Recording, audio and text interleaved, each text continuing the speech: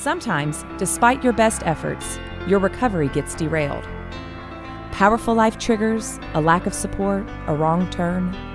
Relapse happens. It's frustrating, but the important thing is to not wait another day to get back on track.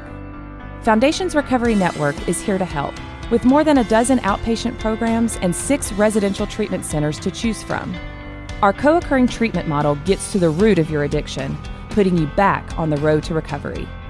Call 877-714-1318 to reach our confidential helpline 24/7. We're waiting by the phone. Yo, what's up? This is Jacoby from Papa Roach. This is Ryan Lee. This is Wes. This is Bob Ford. This is Rich Roll, and you're listening to Sober Guy Radio.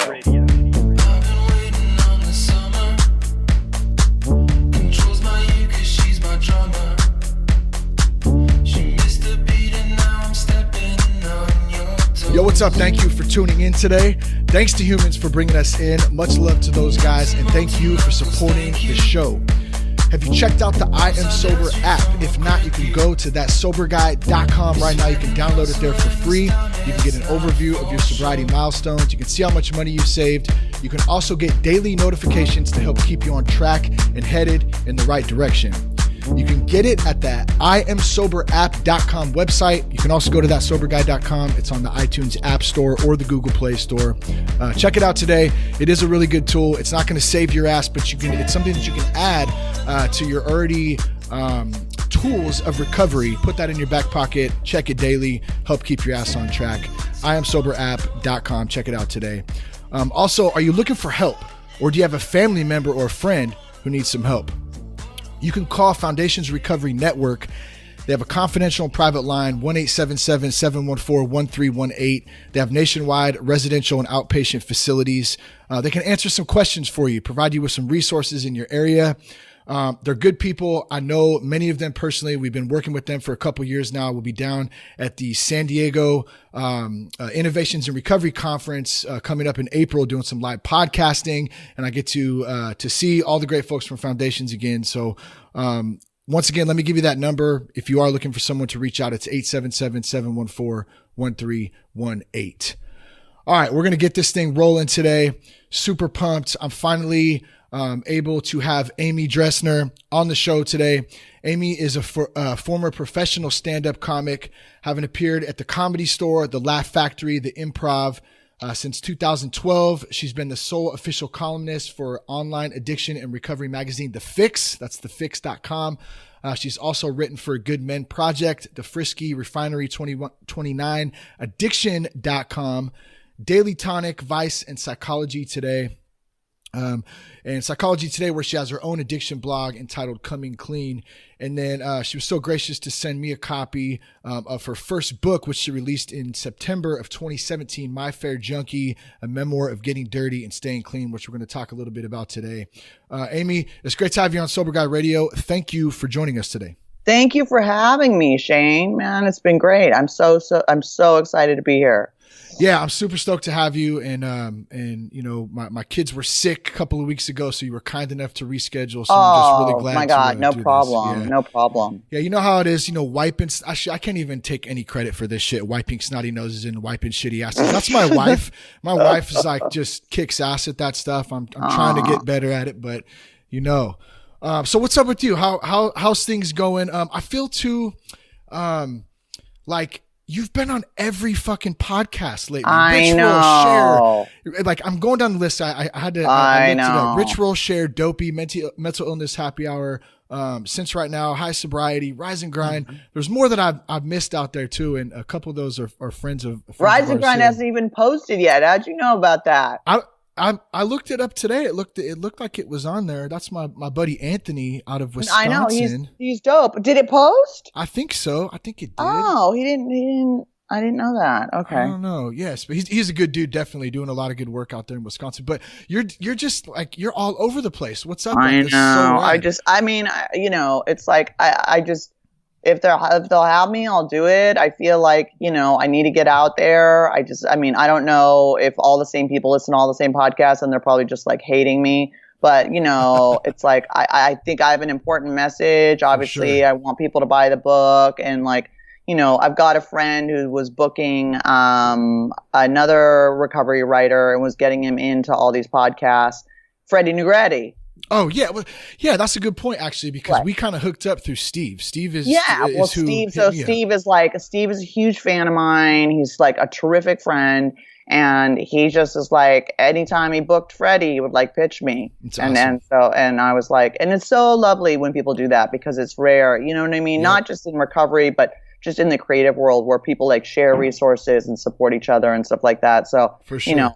I'm like, he's like, I got you on another podcast. I'm like, oh God, you know what I mean? I mean, I'm sure my friends are just like, Jesus Christ. But it's like, people have been turned on by different ones. Like a lot of people heard Rich Roll. Yeah. Some people got it through High Sobriety, John Clint Maber's thing. So it's just like, whatever. It's all kind of part two. I mean, like you said, you're promoting the book. Like you have a great story to tell. So there's that aspect of it. The other thing I want to mention too, you said like, just as far as helping people out, hooking people up, connecting people. Like, man, I did not know what that was about until I got in recovery. Like, because everything's so selfish. Like everything's about me. Right, like, I didn't give a fuck about like trying to really, and not that I'm like I didn't help people, but I really didn't help people consciously. You know what I'm saying? And like that part of it is so fucking cool. Yeah. And it's like, me neither. Me neither. That's like, we're all about ourselves and like, taking our emotional temperature and what can you do for me? And look at how much pain I'm in and like, me. Yep. And so, I really try and do that. I try and be of service, just in the rooms and out of the rooms. And also, with other people that are talented, if they're like, I hook them up with the fix. If they've got a book, I'll introduce them to my agent. Like, it doesn't hurt me. It's like, someone opened the door for me. And it's like, if I think someone's talented, like, I'm happy to open the door. You know what I mean? Yeah, so it's like. Yeah. Super cool. Well, I think, in mentioning some of the podcasts and different platforms and writers, people just general who are artists, it's so cool because there's this community of like digital recovery tools now, from podcasts to books to courses, all this types.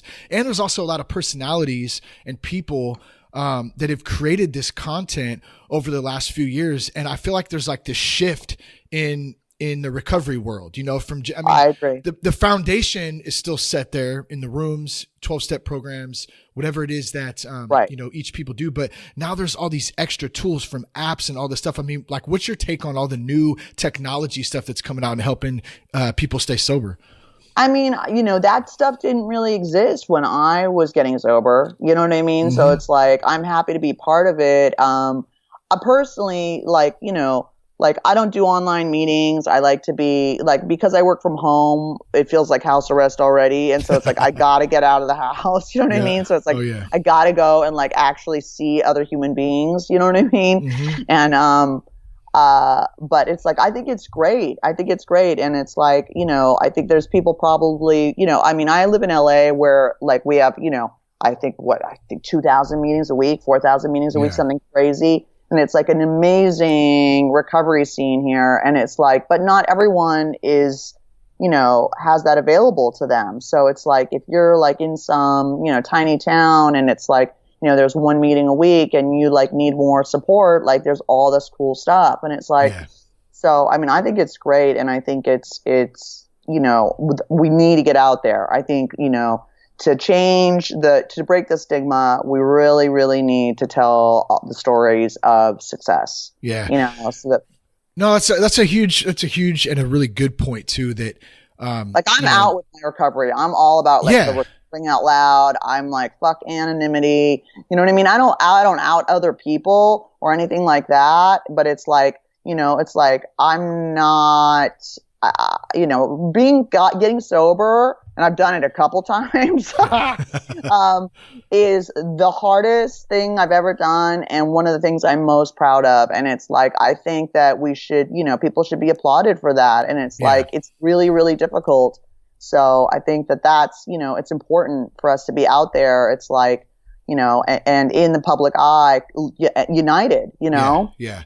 Well, no, and I think like, and I, with respect to traditions and the rooms and everything, like this is my, like you said, it's your choice. Like what I'm about to say was my choice too, in opening up and just like, I never understood like, how am I going to help somebody else if I'm staying silent about it? So whether I'm in the workplace, in the corporate world, or I'm out at the grocery store, like it seems like every time I talk to somebody, if it's not them, it's somebody close to them who struggled with addiction. And so like, if I was hiding that shit, like how am I going to affect, you know, have an effect by sharing my own story? How can it be attraction versus promotion if no one knows you're in it? Yeah. You know what I mean? And it's like, I mean, also like, I mean, when I was using, like I had a radar for people who were holding, and now I have a radar for people who are sober. It's like, I just know, like I can just tell.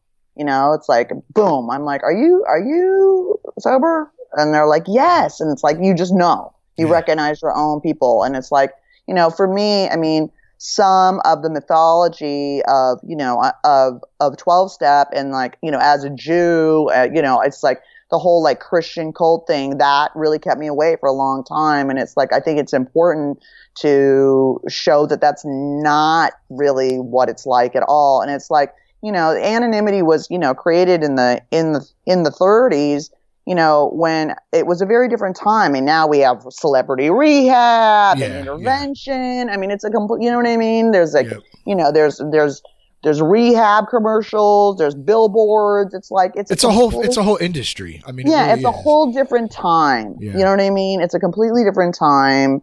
And so I just, you know, also, I was, you know, my whole life is basically recovery. I wrote an addiction memoir. I was writing for addiction mags. I was out. Yeah. I was out.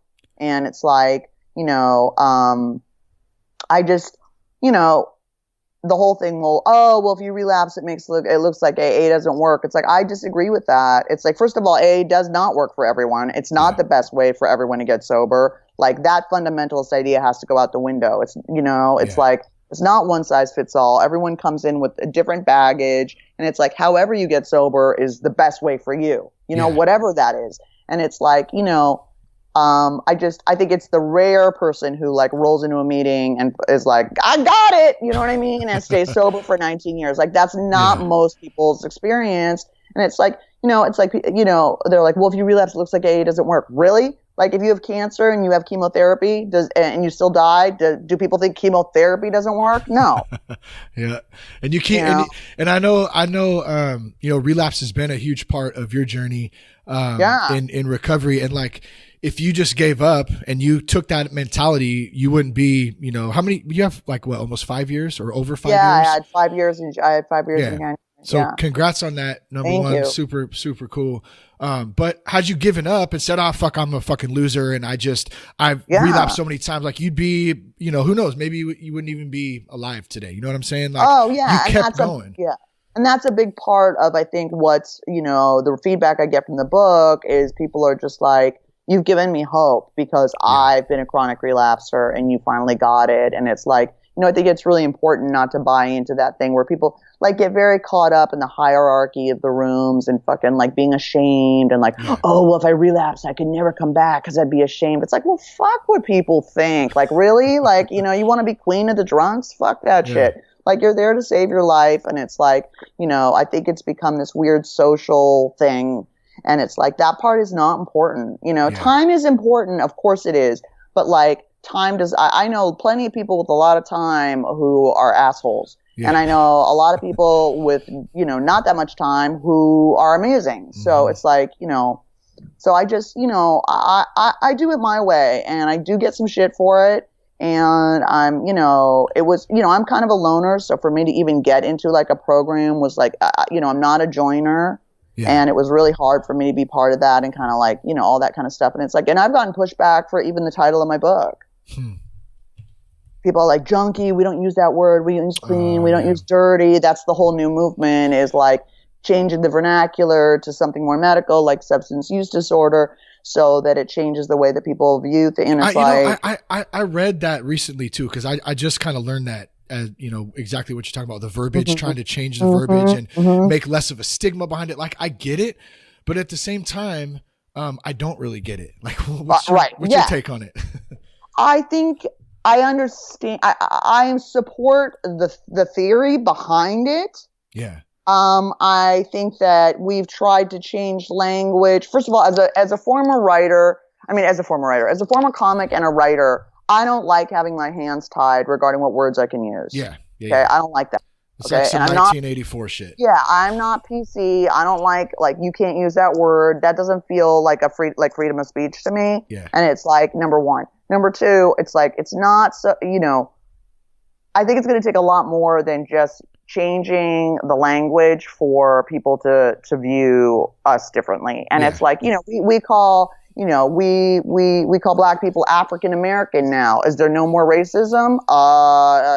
That's not, absolutely. There's still racism. You know what I mean? Like, you can change the verbiage, and it's like, I think that what really is going to change it is more people coming out in recovery, more people coming out with their stories, and people realizing that it's a huge problem. It's widespread. It touches everyone.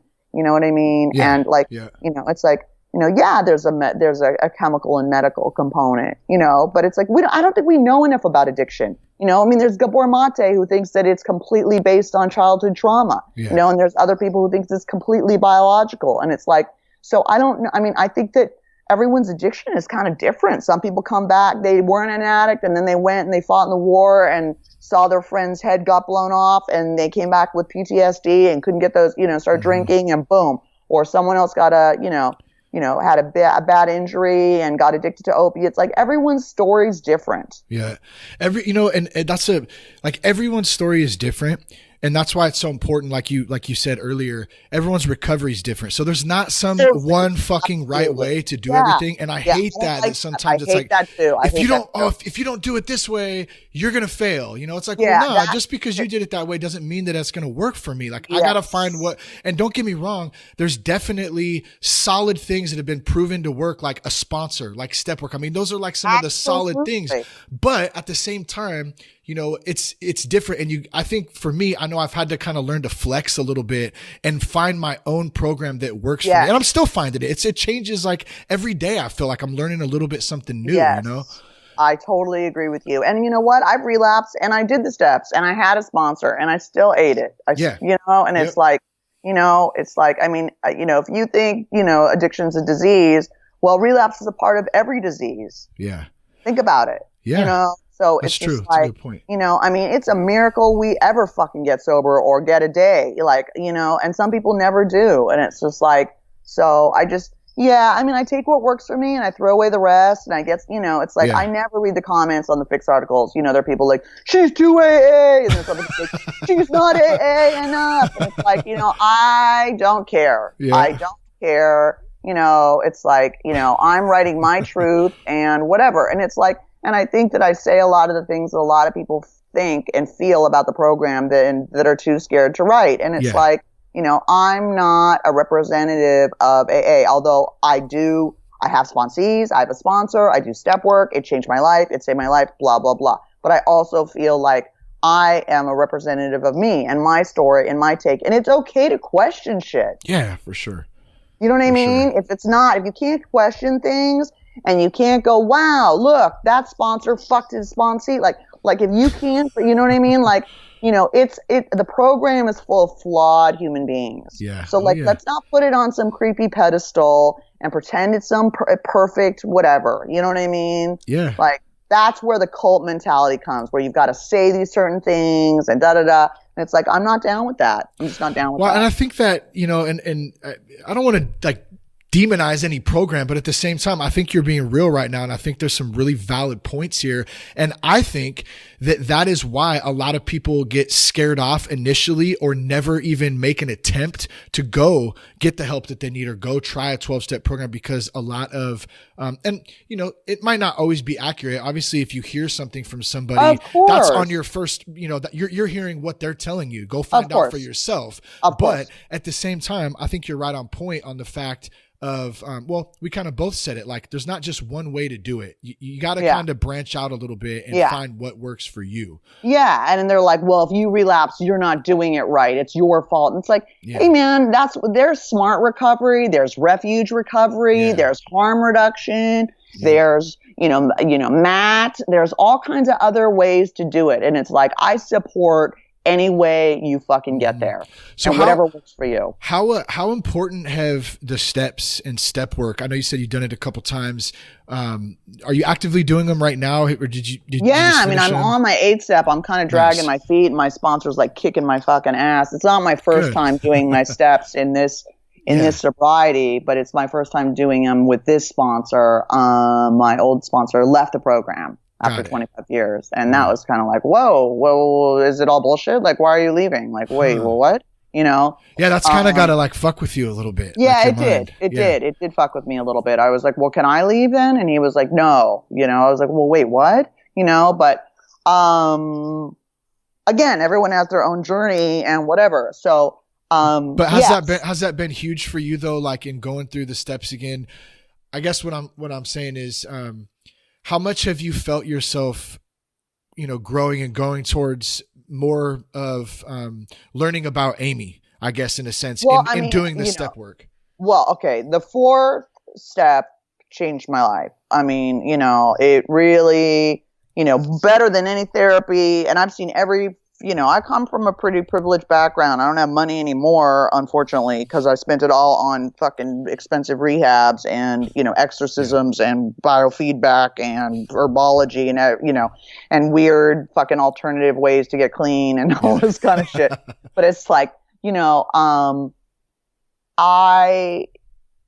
4th step showed me I wasn't who I thought I was. And empowered me because I thought I was a victim and I thought everyone was doing all this shit to me and I didn't understand why my life wasn't working and I felt cursed and I felt like, blah, blah, blah, blah. I felt really sorry for myself. And when I did the 4th step and I got to see like, wow, I'm abusive and lustful and manipulative and this and that and selfish. And I was like, ooh, like I wasn't who I thought I was at all. And it really fucked with me. I wasn't like, people are like, after I did my 5th step, I just was like walking with the hand of the universe and I didn't feel like that at all. I cried for 3 days. I was like, oh my God, I am so ashamed of who I am. And, my sponsor was just like, this is the discover part, we're going to see your character defects and then you get to work on them. We're not there yet. Don't beat yourself up. The first thing is just discovering it. And I mean, there was something empowering in seeing the same shit come up over and over and over again in all my fucked up relationships and all this kind of stuff. And I was like, well, wait a second. Like, if I stop behaving that way and stop doing that, maybe this shitty stuff will stop happening to me, and that's exactly what happened. You know what I mean? And so for me, it's been really like, I really look at the program as like cognitive behavioral therapy. I'm not like, I pray and I meditate and all that crap, but it's like, I really like, I work on it as like acting myself into right thinking, like really, really, really, I don't think God's going to like pluck out my character defects like some fucking wizard. You know what I mean? Like he's got other shit to do, so it's like, I'm very much about like, oh, here's my natural instinct to do this. I'm going to do this instead. And it's like, and the more you take that contrary action, action is character. You start to actually, create new neural pathways and then you become that person. It's like, like my sponsors is like, you don't have to, be a good person, Amy. You just have to act like one. No one knows the fucking difference. And it's like, he's right. Like I'd always been thinking that people were, it's like, well, my intention was good. No one gives a shit about your intentions. They care about your actions. And it's like, that's what matters. And if you show up no matter how you feel, you're that person who does those things, who shows up. And it's like, that's changed me. Yeah. Are you still doing comedy? No. Oh God, no. So is that something that, Are you passionate about comedy? Or, I mean, obviously you're passionate about writing. You're a writer. I'm passionate about writing. I mean, I'm passionate about humor as a healing device and as whatever. And it's but no interest in going back to doing it. No, it's been 7 years. I don't know. I'm old, man. I don't want to go and like hang out at a club with people like drinking and smoking blunts like at 12:30 at night waiting for a fucking 10-minute spot. No way. You know what I mean? And it's like, what I would like to do is like do the college circuit and speak and be funny and tell a message. Yeah. Because now what I care about is the message and imparting sort of what I've learned through 20 years of self-destruction. And I think humor makes it more palatable to people and they can hear it and it makes it more fun. See, so that's kind of cool because number one, obviously a lot of issues with addiction and alcoholism in the college scene, right? I mean, that's a huge party atmosphere. So in a sense, I feel like, you know, if that's something that you're going to get into, you have this gift to write, you have a gift to talk, you have a gift to be funny, make people laugh. You're kind of in a sense doing a form of comedy again, but you're now you have a straight message where you're actually, it's not just a bunch of like funny random shit. You actually have a message to give and you can encase some comedy up in there. I think that's really cool. Yeah, thank you. Yeah, I think that's, that feels like the perfect combo of sort of, using that gift. I mean, of course, I like making people laugh. I still do it when I speak at meetings. You know what I mean? It's like, humor for me is a way to, that I have diminished a lot of the shame over the things that I've done. Yeah. Yeah. Is like seeing the humor in it, not taking myself seriously, opening it up, telling people, acting out the story, and people are like, wow, they're just like blown away by like how raw, I guess, and honest I am. But it's like, if you're trying to look good in an AA meeting or look good in a fucking addiction memoir, like, you're not being honest enough. Like, who cares? Yeah. Well, you don't get it. You did the Share podcast with my homie O, right? Oh my God, his laugh is fucking beyond. I had him dude. Dying.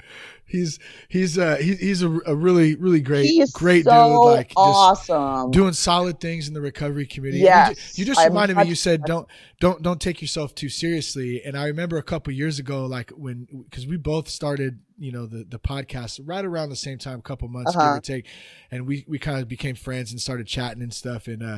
And I remember one day I was calling him, and I don't even remember what was going on at the time. He goes, "Hey, do you know what Rule 62 is?" And I said, "No, I don't know." He goes, "Don't take yourself so damn seriously." And that right there has just like stuck for so long, and it's so true. Like when I'm taking myself all serious, dude, life sucks. You know what I'm saying? Like you're finding ways to laugh and stuff. I mean, that's what it's about. That was kind of something I said, in the book. I was just like, I was like, tragedy plus time equals comedy. I mean, if you can see the comedy at the time, even better, because that will sort of, infiltrate your attitude about whatever's happening to you. And that's all you have control over is your reaction and your attitude about what's going on in your life. For sure. So let's, I kind of want to get into a little bit of the book to give the audience out there listening like a little piece of it. Like, and obviously the first chapter in your book, it really comes out hard. It takes place on Christmas. It's chaotic. It's crazy. It's real, which I, am always a fan of. I want the realest of the real. Give us a little look into what that night was like and kind of how the book opens up. Oh, it was fucking gnarly. Christmas 2011, I was, married, and it was not going well. The marriage had been crumbling for a while. I had I'd been put on Oxycontin for a shoulder injury. I had some time sober prior to that. And, as soon as the Oxy kind of hit my system, it just triggered the monster. And I sort of started to abuse the pills immediately and sort of like, that veil goes up. That veil goes up between you and the world. And you get that like, oh God, I don't care. And, this is awesome. And so, I wasn't, totally in my right mind. I was abusing Oxy and we were fighting. And I don't, one reason I don't drink or do drugs anymore is because it makes me a violent asshole. You know what I mean? And it's like, I'd hope to think that I wouldn't have done that if I wasn't high. We'll never know. You know what I mean? Yeah. I haven't done it since. I've never pulled a knife on anyone since, but you know, it's a good sign. Yeah. And and I've had relationships and I haven't done that. So I just,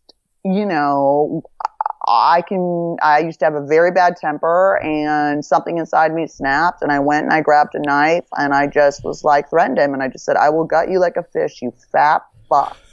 And he was like, I know, right? It's so horrible. And he goes, and he called the cops. He was just like, my wife is a drug addict. She's mentally ill and she just threatened to stab me. And they came and I was arrested by the sheriffs. I don't mean to laugh at that too. I apologize. Because it's not funny. You know what I'm saying? Like, it's not. In meetings, people are horrified. They don't think it's funny at all. They're just like, "What an asshole." I mean, I guess you have to have, a sense of humor, and that's, I think, what we were talking about earlier about being in recovery is about, because that's obviously a serious issue and something extremely serious at the time. Yeah. I mean, domestic violence is never okay, for sure. ever, and I'm extremely ashamed that I did that.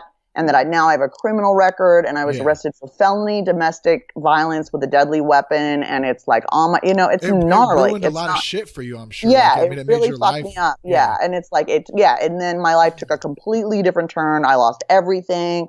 I had to do all this shit to stay out of jail, and it's like, it was humbling, and it was like one of those things where, I'm a girl from Beverly Hills. You know what I mean? Like, I graduated magna cum laude. You think I ever thought I'd be arrested for felony domestic violence?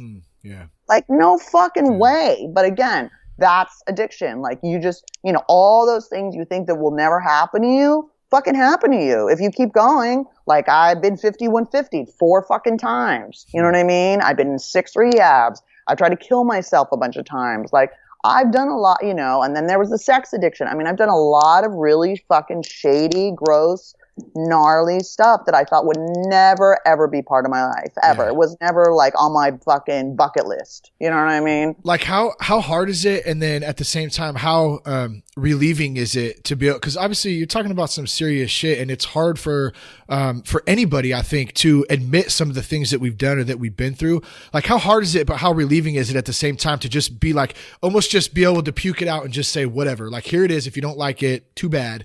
Like, this is what I've been through. Like, isn't there a lot of like liberation in that for you? Oh yeah. I mean, it's like, first of all, I'm someone who's like, I own my stuff. And it's like, there is liberation and freedom in just kind of owning it. Because people are like, what someone can say? Like, I heard you pulled a knife on your ex. It's like, yeah, bitch, I wrote a book about it. You know what I mean? Like, yeah.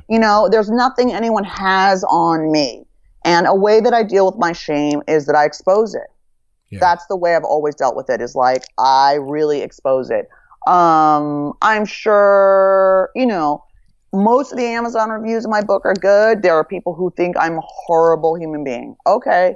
You know what I mean? Like, that's cool. It's like, I pray that you're never in an experience like, what I learned when I was in domestic violence class for a year was like, there were other people who just one hot moment. Yeah. One moment there were had too many drinks, blah, blah, and they did something stupid and their life fucking was totally changed forever. Yeah. And it's like, it's scary. It's scary that it can change in one hot moment. You lose your fucking temper, you do something fucking impulsive and stupid, and the consequences are dire.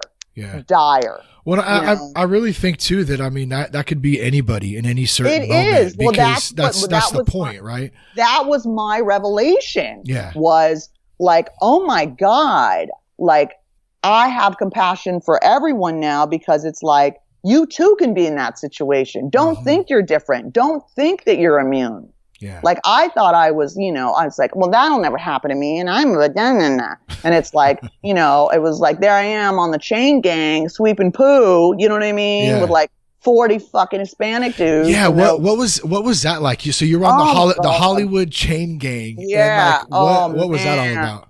Well, I was like one of the only girls, you know what I mean? And it's like, they called me flaca, man, because I'm skinny as shit. And it's like, and then I got even skinnier sweeping the streets, because that shit's exhausting. It's really like, it's 8 hours in the sun of like sweeping the gutters, man. It's gnarly.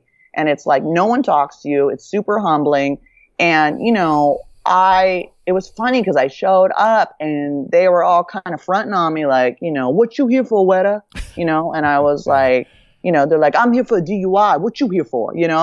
And I was like, I'm here for domestic violence with a deadly weapon. They're like, oh shit. I tried to stab my ex. Yeah, I had more time than anyone else. I was one of the few people there for assault. I was the worst one. I was like one of the worst ones. The skinny white girl's the worst one. Yeah, they were like, what the fuck? And no one would talk to us. Like no normal people would talk to us. We had our shirts on that said clean team on the back and like nobody talked to us because we were criminals. Yeah. And it was so humbling and so like eye-opening to be on the other side. And, it totally changed my perspective on everything. Yeah. How long did you do that for? A year? Well, I couldn't do it. I had 30 days, 240 hours. And it's like, I was working, I was in sober living and like that shit's tiring. And I'm in my 40s and like, I couldn't do like a bunch of days in a row. I just couldn't physically handle it. So I did get an extension, but I think I took about a year to finish that shit. Yeah. I was also in treatment for like the first 7 months. So it's like, I didn't even, I was like a nervous breakdown and trying to get sober. And it was like, that was like the last thing on my mind was like, I was like, oh God, I don't want to, do that. But it turned out to be the best thing that ever happened to me. I mean, I got a work ethic. It humbled me. Like I had a huge, huge psychic shift from that, which was just like, you better grow up. You better take responsibility for your actions. Like these are the consequences of your fucking choices. And like your whole thing of like, I don't want to take care of myself and I'm a princess. Like that shit, like the universe was like, oh really, bitch? I don't think so. And just pulled the rug. And I had to like, I got on Medi-Cal disability. I was working for $10 an hour. I was just like, there was like literally a mason jar in my sober living that girls would like put money in. I was so broke.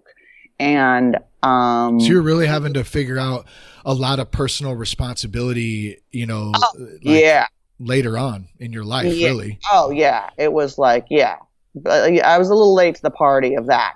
Of the adult party of the I did think it was pretty gangster that you pounded down like 4 Locos and then puked all over with it. 4 Locos, holy man, fuck. that brought me. I read that and that brought me back. Like I was like, oh wow, because that shit should be illegal. Okay, that stuff is so. They still sell it? I don't know if they still. I mean, obviously I don't look. I don't know. I'm gonna have to look next time just to see. Oh my god! I mean, that stuff. I mean, I didn't even know what that stuff was. I just. I would have gotten like fucking coke or meth, but I'd been out of the loop for so long. I'd been in and out of the rooms for so long. I didn't have any connects. You know what I mean? I didn't know where to go. Yeah. I didn't want to like go down to like Skid Row. And I just was like, I don't know where to get any drugs. So I was like, I just like walked into like the nearest 7-Eleven, or gas station. Cause I didn't even have a car at that point. I'd lost everything. And I just looked for the thing with the highest alcohol content. That's and it. it was like, yeah. And it's like $1. And I remembered like hearing that malt liquor really fucks you up. And I was like, okay, cool. And then I was like, and it kind of flavor. Maybe it's like, maybe it'll be like a soda kind of. I was like, okay, cool. And then I was like, it has caffeine and I used to like Monsters and I liked cocaine. So maybe it'll be like doing a little cocaine. Okay. Yeah. And it was like, oh my God, that stuff made me insane. Yeah. Loco. The name doesn't lie. That's for sure. Man. Yeah, that stuff, some potent stuff right there. So how many times did you like go back and forth in and out of the rooms? Was it like multiple times or? Okay. Yeah. I'm 48 years old. Okay. I mean, I look good. I'm like weirdly well preserved for whatever, cause I have like greasy skin and I'm part Spanish. So it's like, I'm like, and I still have like adult acne. And like, so, I mean, and I sleep a lot. I'm a lazy piece of shit. So it's like, I have really, like, I'm very well preserved for someone who smoked meth. I've never had a cavity. Like, it's really like, no dentist. That's like fucking, that's like magic right there. I know. Dentists are like, sorry. Like you have never had a cavity and you were a meth addict. It's like, but I do have epilepsy. So I have, so my damage is internal. I have epilepsy now from my meth abuse. So and I've had it for 15 years. So you have to take medication for that, I'm assuming. Yes. Yeah. And and it's in this book, it's in the book, like me having seizures where they would fuck up my medication or whatever, or I'd have a breakthrough seizure. And that is not fun at all. Yeah. So the damage is internal. But I was introduced to the rooms. I was in my first rehab at 25. And I got I think I got a year clean off meth. And then I was like, I can drink. And then I tried to drink and I was in a blackout for 3 weeks. And I was like, okay, maybe not. And then I was so then I stayed just dry. I just just didn't pick up for 6 or 7 years. And then, I picked up again and it was on again. And then, so then so I've had I've had 6 years, I've had 3.5 years, I've had a year and a half, I've had 9. I mean, I've just been one of those people. Yeah. Yeah. Have you been able to kind of be able to look back and see, was there anything that really stood out to you? Why you started going down that path? Originally? Yeah. Originally, from the gate, a lot of people talk about childhood trauma, or they had some sort of experience. They grew up in a domestic, for me, my household was pretty unpredictable growing up. So I learned how to run and hide and then medicate. As I got a little older, I can put some of it, at least on some of those childhood experiences. Was there anything in particular for you that, that kind of launched you down that path? I'd always been depressive.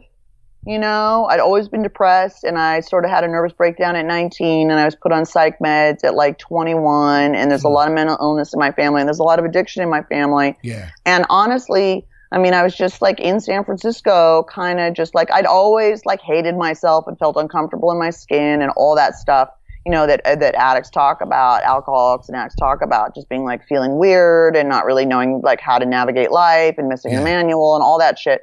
But it was I was just kind of experimenting, because I'd been sort of a goody two-shoes and a good girl. And I was like, well, maybe I should just get some life experience. And for me, the second time I did crystal meth, something clicked within me and that vortex opened up and I was like, I feel normal for the first time ever. I want to do this every day. I need to be on this to be on the planet. And then I found out later that my mom had been addicted to amphetamines for 15 years. And then my uncle was a speed freak, and so it was very much in my family. So it felt very, very, very biochemical at that point.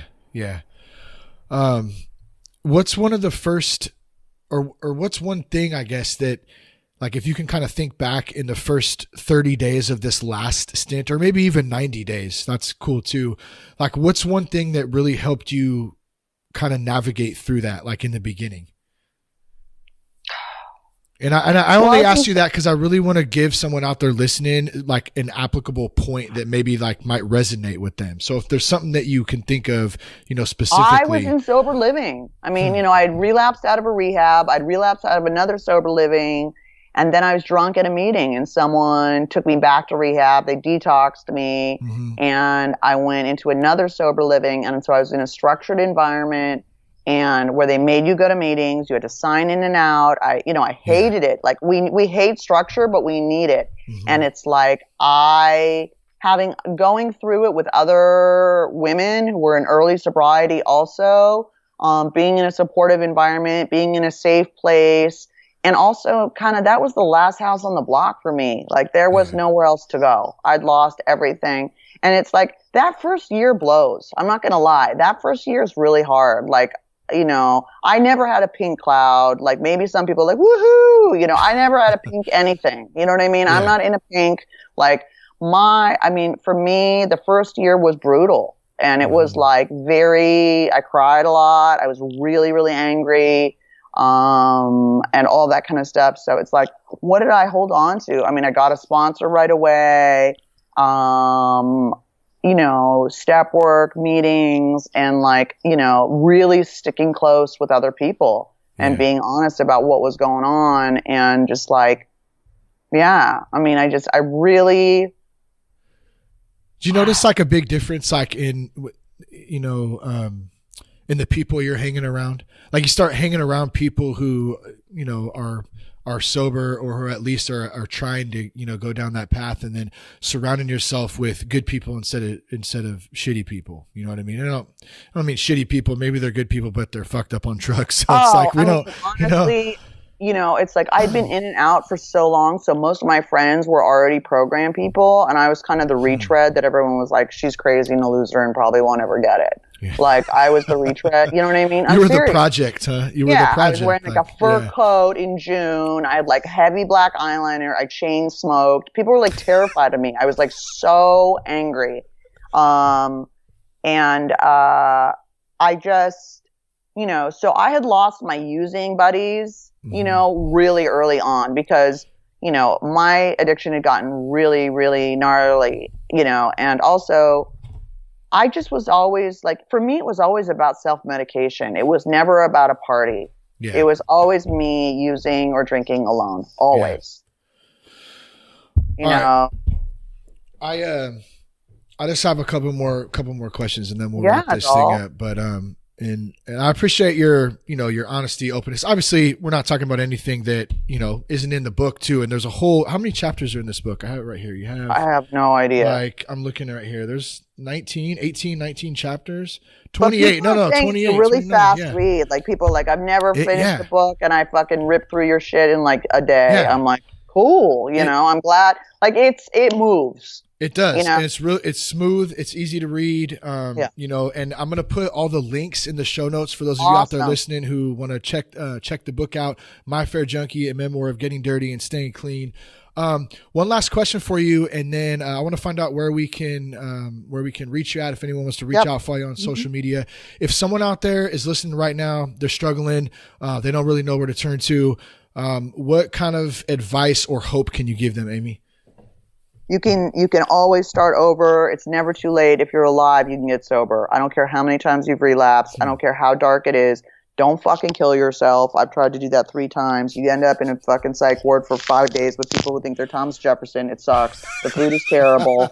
You know what I mean? The beds are awful. Like, don't do it. Like, it's, it's like being possessed, and it's like, it can get better. Like it can fucking get better. I mean, I would find a support group. I don't think, very few people can do this on their own. And it's really cool to find whatever it is, whether it's a Smart Recovery or fucking, Refuge or whatever those, all those programs. It's like, it's so cool to find your tribe and not feel crazy and alone.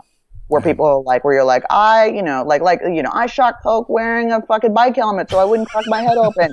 And people like laugh at that, in a normal situation, people are like, I'm sorry, what? Like they're horrified. And like to be around other people that have been where you've been, know the feelings, know the loneliness, know the self-degradation, the self-loathing, know the compulsion, and have gotten out of it. It's like, and understand you're crazy is like the best feeling in the world. You know what I mean? And It's like, and you're like, well, fuck, if they can do it, I can do it. When my shit got really bad, like, I'm a Jew, but I was just like, God help me. Like this is getting really bad.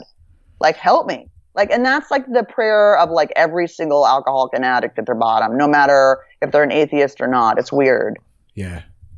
I just, I haven't laughed this hard, I think, in a while in a conversation. And and here's what's cool about that too, because you can laugh, whatever.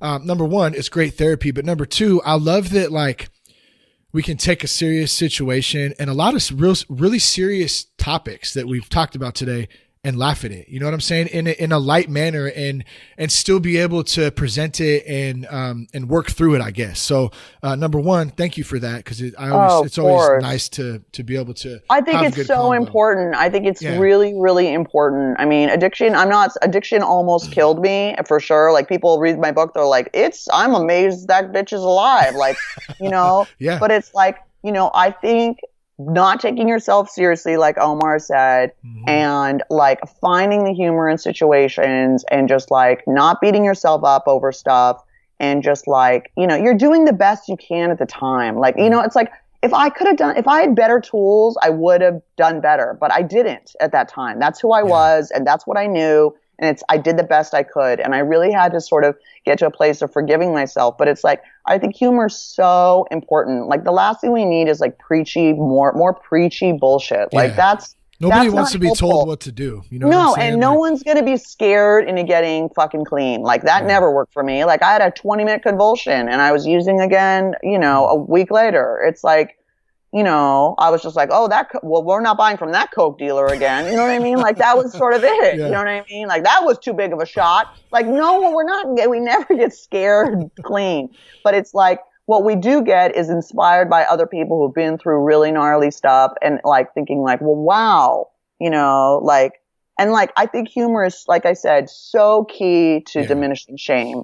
Like we got it, because shame kept me using for a long time. I would feel shame about the stuff I did and not being able to get clean. And then I kept self-destructing. And there's got to be a time where you just cut yourself some slack and just go, fuck, forget it.